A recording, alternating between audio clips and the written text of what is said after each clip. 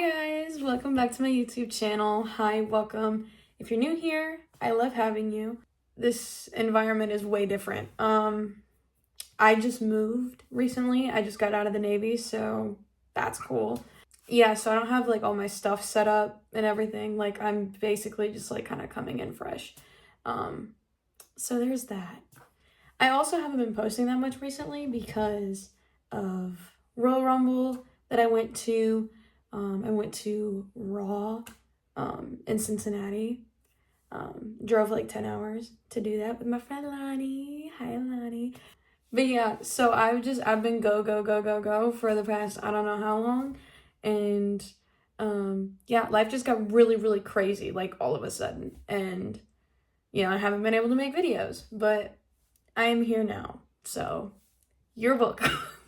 Just because I've been super busy though does not mean that I have not kept up with Dynamite and Collision, especially with Revolution coming up. Revolution is one of my favorite pay-per-views, not just in AEW, but like across, all promotions, because Revolution is always just it's so good. Like the card is always just phenomenal. The matches are always really good. A bunch of, match of the year contenders come from Revolution.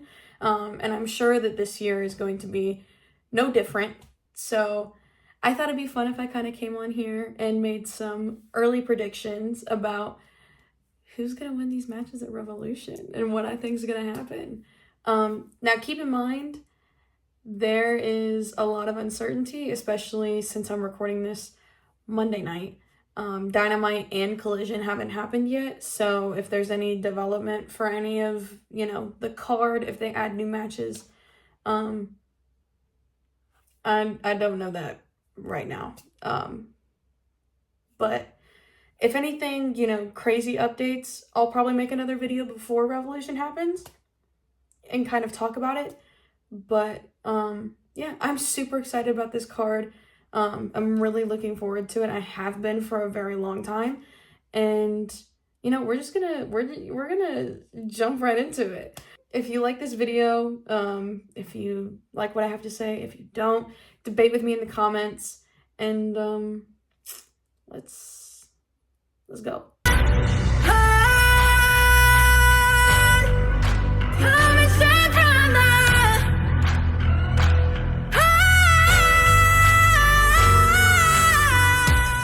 I'm not gonna make a prediction on 0 Hour, because 0 Hour is just kind of, yeah. But what I do know is that Big Boom AJ, which, the Costco guy, and then Orange Cassidy and Mark Briscoe are going to be going against Johnny TV and MXM Collection. I think it'll be an entertaining match. I guess, Big Boom AJ and the conglomeration are gonna win it. That's how I see it. It's just a for fun thing. And, it's just kind of a, get the hype going for Revolution. I don't think the card needs it, but what do I know? So jumping into the main card, our first match that I'm going to talk about, which I'm so excited for this. I'm so excited. Will Ospreay versus Kyle Fletcher in a steel cage. I am so hyped for this match. Like, I have been dying for this feud to end in some sort of stipulation. It doesn't matter what it is. But the fact that it's a steel cage match is, oh my god. Like, if I don't see Will Ospreay jumping off the steel cage, what is the point? Like, what's the point here? I think this match is gonna be everything it needs to be. You're talking about this very deep-rooted feud with Will Ospreay and Kyle Fletcher coming from United Empire and New Japan and everywhere else, and having this friendship, and then Kyle turning on Will and this whole, they have a lot of history, a lot of it. And I think that a match in this setting is a really big way to end the feud, and it's the best way to end the feud. Now, I'm going to be biased here. I think that Will Ospreay needs to win this match, especially because he needs to move forward. Everybody's talking about, Will kind of being one of those next guys to come up and be like the face of AEW. Some say he already is. I'm in that belief, but in order for him to almost solidify himself in a sense as being the face of AEW, he needs to win this match. He needs to not only win it, but put on a 5-6 star showing and just prove to everybody that watches it why he should be considered to be the face of this company. Now, I will say though, as someone that, loved United Empire down, loved them down bad, Kyle Fletcher being involved with the Don Callis family does make me worry, because Don Callis's bald ass he could pull something stupid, and I don't want that, but it's not something you can just not talk about, I guess, as a possibility.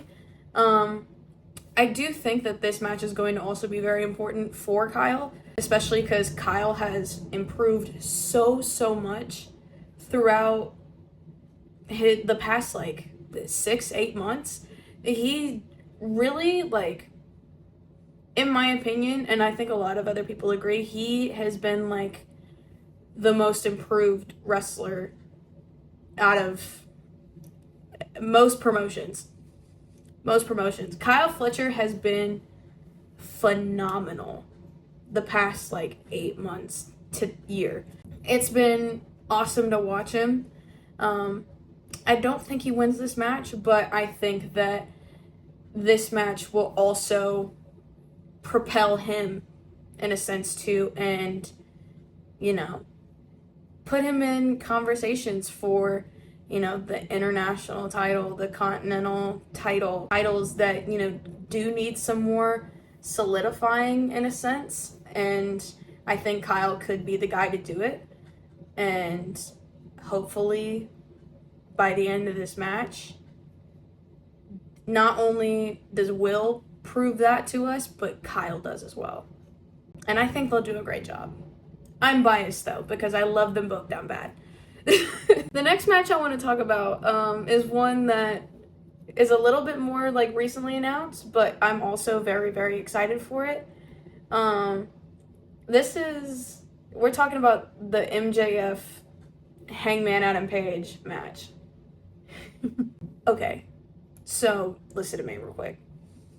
I know a lot of people don't like MJF. They think that he's, too out of pocket sometimes. He kind of teeters on this, is he gonna say something that is one of the ists, or is he gonna say something that is one of the isms, But I think that that's a testament to how good of a heel he is.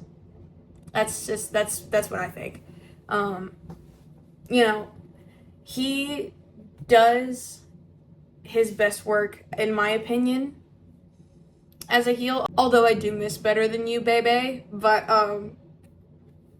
yeah, I do like the work that MJF is doing. Sometimes it's a little bit much, but, when you have massive heat on you as a heel, sometimes those things do happen, and you're able to get away with it. As for Mr. Hangman Adam Page,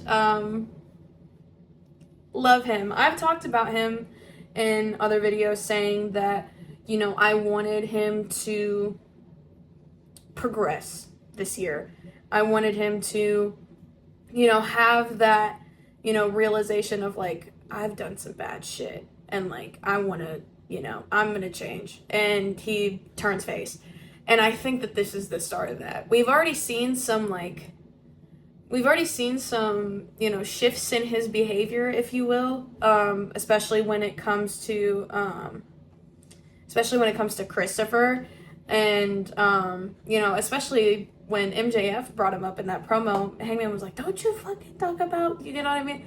And, like, went the fuck off, like, crashed out. And I was like, oh. I feel like Christopher Daniels was kind of this catalyst for Hangman kind of having this realization and him, you know, eventually turning face. And I'm here for it. I'm here for it. I do think that, you know, a lot of what Hangman was doing previously, and this isn't a dig to Hangman at all, but if you're looking at it from like a title perspective, or, you know, him getting these accomplishments or getting gold or any of these things, like a lot of his story was him being held back by his past and by the things that he's done. And I think that now with MJF, you know, coming in and being this like massive heel and allowing Hangman to kind of be more vulnerable in a sense, or show vulnerability like in his body language, in his face, you know, because Hangman doesn't really talk like a whatever. I think that it really allows him the opportunity to, you know, really get vulnerable with us, and it allows him to sort of have that realization in real time of, you know, like, I've done some like I set Swerve's house on fire. Yeah, I think that, you know, having MJF in this feud as this massive heel, and then Hangman coming in and, you know, being more vulnerable, I think that this does massive things for Hangman's character, and I'm really excited to see how it goes. Now, who do I think is going to win this match? My heart says Hangman, but my head says MJF. So I'm conflicted, right? Because, like, in my heart, I'm like, oh, I want Hangman to win this so bad. Like, he needs to beat MJF. But in my brain, I'm like, MJF is gonna do some fucked up shit, and then he's gonna win off of something stupid. That's what I think. That's what I think. I mean, I'm conflicted, but I do think there is a more solid chance that MJF does win this, just to progress Hangman's story a little bit more. Yeah. This next match I'm going to talk about is one that was most recently, I believe, or no, the second most recent one to be added to the card. And that was Swerve Strickland versus Ricochet. Now, I don't like Ricochet. I've never really been a fan of Ricochet's. I mean, I respect his in-ring ability and all that kind of stuff, but something about him just like throws me off. I don't know. I do think he's a great heel in this story for Swerve, especially with so much now on the line, with it being a number one contenders match, and then Prince Nana coming in and being like, if you don't win this, I don't know if I can stand beside you anymore. There was a lot at stake here for Swerve. I do think Swerve does win this match. A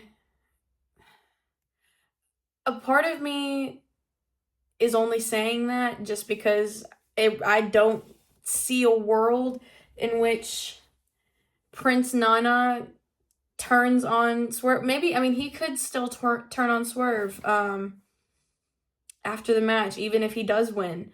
But my heart is telling me that, like, no, don't, please, Prince Nana, don't do it.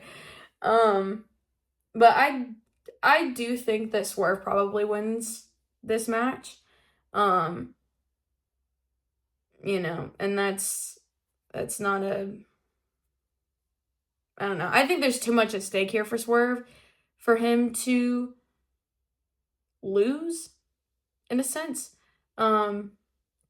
I do think that it would be better, in my opinion, for Ricochet to, you know, build himself up a little bit more, you know, and kind of work through, you know, different feuds with like the mid card and all that kind of stuff. Because realistically, he's only feuded with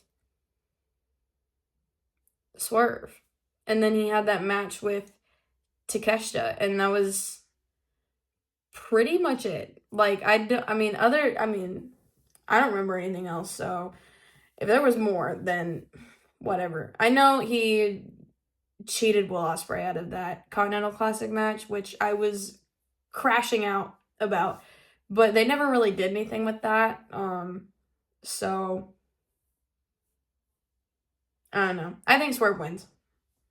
That's just me though. Up next, we're going to be talking about the TBS Championship match with Mercedes Moné and Momo Watanabe. I am really excited for this match. I'm really excited. Mercedes has been putting on some phenomenal matches as of late. You know, Chris Statlander, Harley Cameron, there's others, but she's been doing her thing, right? You know, 4 belts Moné, she's been killing it. And then Momo was obviously Momo, and she's super talented, and you know, this is gonna be another great match, in my opinion. Do I think that Momo is going to take the title off of Mercedes? I'm gonna say no. But in that same sentence, it's almost like well, if Momo doesn't take the title off of Mercedes, then who's going to? Right? Because we all thought it was going to be Chris Statlander, and Chris Statlander didn't do it. You know, some of us were gunning for Harley Cameron. Harley Cameron didn't do it. We thought it was going to be Mia Shirakawa. Mina didn't do it. So, at this point, it's like, if someone doesn't beat Mercedes soon, Mercedes is going to have this long title reign with all these belts. And I'm not mad at that, right? It's just, in a sense, it's like, you know, you can't really predict what's going to happen, I guess, in a sense, which is kind of my whole thing. But we could get some really good feuds out of this for the TBS Championship, for the New Japan Championship, for all the other championships that she has. You know, we could get some really, really good feuds going and, you know, make it worthwhile. I do think Mercedes does retain here. I don't necessarily see her losing. It could happen, and I think if it is going to be anybody, it would be Momo. But I also am kind of gunning for Mercedes versus Athena at All In. So part of me is like, that's also going to be why she retains, is because we're going to build to that at some point. And there's been hints and stuff, you know, with Billy Starks coming in, and then the tweets that have been going on online between Mercedes and Athena, like, you know, like, yeah. I feel like that's something that they're definitely trying to build to, and I think it would be really sick if it happened, especially if it was at All In. And that is also a part of the reason why I think Mercedes is going to be retaining her championship at Revolution. So the most recently announced match for Revolution was the Hurt Syndicate of Bobby Lashley and Shelton Benjamin versus the Outrunners. As much as I would love for the Outrunners to win, just because it would be fun, you know, I put the Outrunners in my 2025 predictions video of who I think was going to take it off of Private Party. That ended up being the Hurt Syndicate, but I think it would be really, really funny if the Outrunners, you know, took it in like a fun way, like a roll up, you know, like did something really, really funny with it. And I'm not saying they need to hold it for that long, but I think it would be really funny. Do I think it's gonna happen? Absolutely not. Bobby and Shelton are on a great run, and I don't see that slowing down anytime soon, unless they're going to take the titles off of them, so we can get some singles action between the two, maybe some singles competition for gold.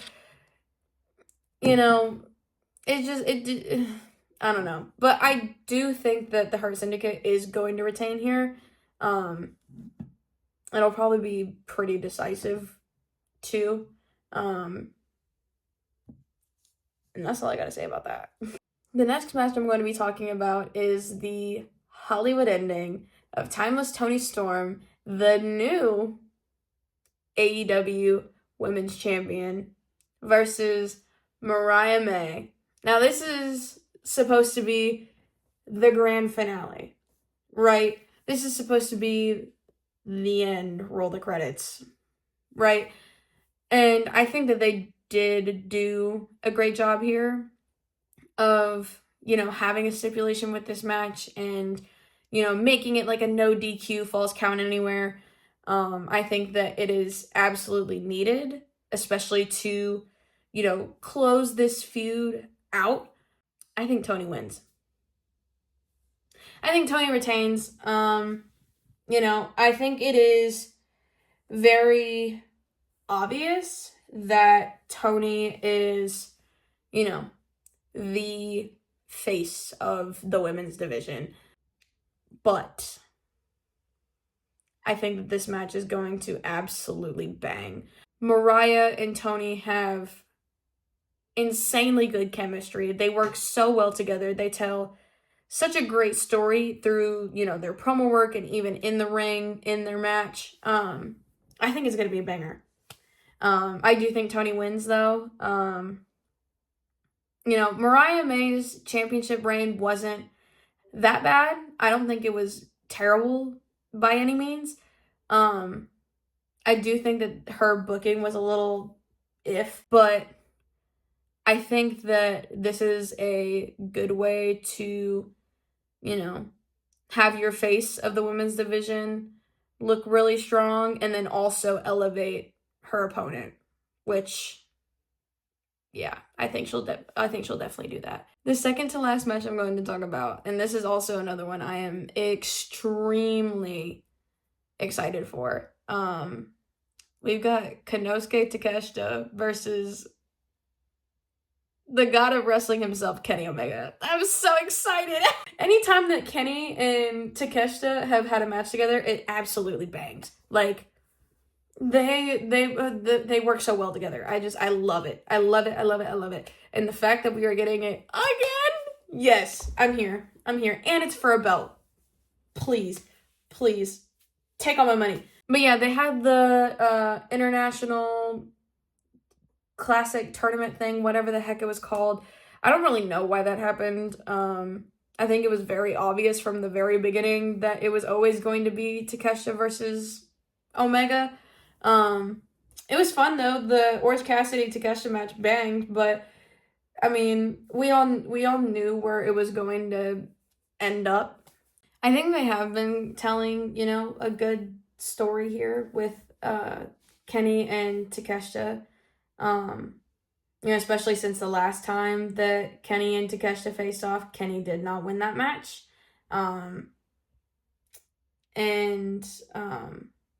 They've really been emphasizing that. I do think that, and this is just a down the road prediction, throwing an oddball out here, but I do think that at some point they are trying to unify the Continental and Intercontinental titles.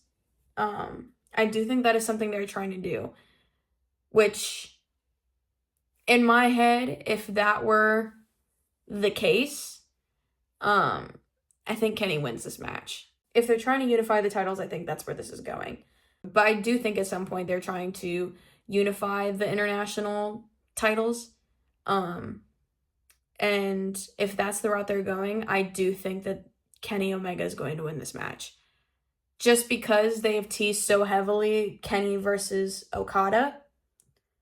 And, especially at All in Texas, that's, where they've basically been saying this is going to happen. If they are trying to unify the titles, I do think that Kenny Omega wins this, just so we can have this build with Okada and go into All in Texas and unify the titles at that pay-per-view. But if they don't, Takeshita could win this. That is, so I guess my prediction is, if Kenny Omega wins this match, they're unifying the titles. If he doesn't, they're not. They're not unifying the titles. I do think that at some point Kenny Omega is going to have gold at some point this year. It's just a matter of when and who he's going to beat for it, whether it be Takeshita first or if they don't unify the titles and then they go into, whatever, and have that match at All In Texas. I think that regardless, at some point this year, he's going to hold one of those titles. It's just a matter of when he's going to do it and who he's going to beat for it. So, and finally, the last match I'm going to talk about, which is probably my least excited about match on this card. Jon Moxley versus Cope for the AEW World Championship. I'm not moved. I'm so sorry. This Death Rider story has been very wish-washy, in my opinion. It's all over the place, actually, if we're being honest. I feel like we lost the plot 4 months ago. But, you know what? We're I don't know. I feel like we lost the plot of, what is even going on with this anymore. No one really knows what we're fighting for, but hey, it's whatever. And I feel like a lot of this has to do with Darby Allin being out of the picture for so long because of his whole I'm climbing Mount Everest thing, which is fine, but this is the pivot. I fear, AEW is not escaping the ex-WWE people vortex allegations. It's just, I don't know. It has gotten a lot more interesting though, especially with the concept of Cope coming out here and being like, I'm going to take out each one of the Death Riders one by one by one by one by one. And then, Pac gets hurt, and then Claudio gets hurt, and then Marina gets hurt. And now the only person we have left is Wheeler Yuta, which we don't even know that about the future of Wheeler Yuta until Wednesday, which is terrifying because Mox is over here like, you gotta kill him. And Wheeler's just like, I'm just a baby. It's just, I'm terrified for Yuta. Like, Yuta's gonna get killed on live television, and we're gonna have to watch it. And I'm not ready for that because Wheeler, he's just a baby. Like, he's drinking the Kool-Aid. Like, just let him drink the Kool-Aid. No, in all honesty, I'm not really moved by any of this. I've been turned off from the Death Rider story forever ago. I like the wrestlers within the stable, but it's just the direction creatively that they're going, I'm not a fan. I'm not a fan. If I had to make a prediction, I feel like this is the pivot in which they're going about things, which sucks, by the way. I think this is the pivot though, and I do think that Cope is gonna take it off of Mox, maybe. I feel like if there was an opportunity to do it, it would be Hero Revolution, which sucks because I don't want Cope to hold the title. And that's not me being a hater. It's just, I think there's so much more young talent that could be coming up and you could elevate to do that, but they're not doing it. So, But I don't think that Cope holds it for that long because, as we all know, Mr. Christian Cage is lurking in the shadows with his little clipboard thing. I don't even know what it is anymore. With his contract for a world championship opportunity. I do think that Christian snatches that shit right up. And we're going to get a story with Cope and Christian. But yeah, I do think that that's kind of the route that we're taking with this. Am I happy about it? Not really. We all have to suffer together. It's fine. But yeah, those are my predictions for AEW Revolution. Some of them are a little out there. Some of them are pretty painstakingly obvious. We're just having fun. But yeah, that's the end of these predictions. If you like this video, if you don't, feel free to debate with me in the comments. And I guess I'll catch you for my reaction to Revolution.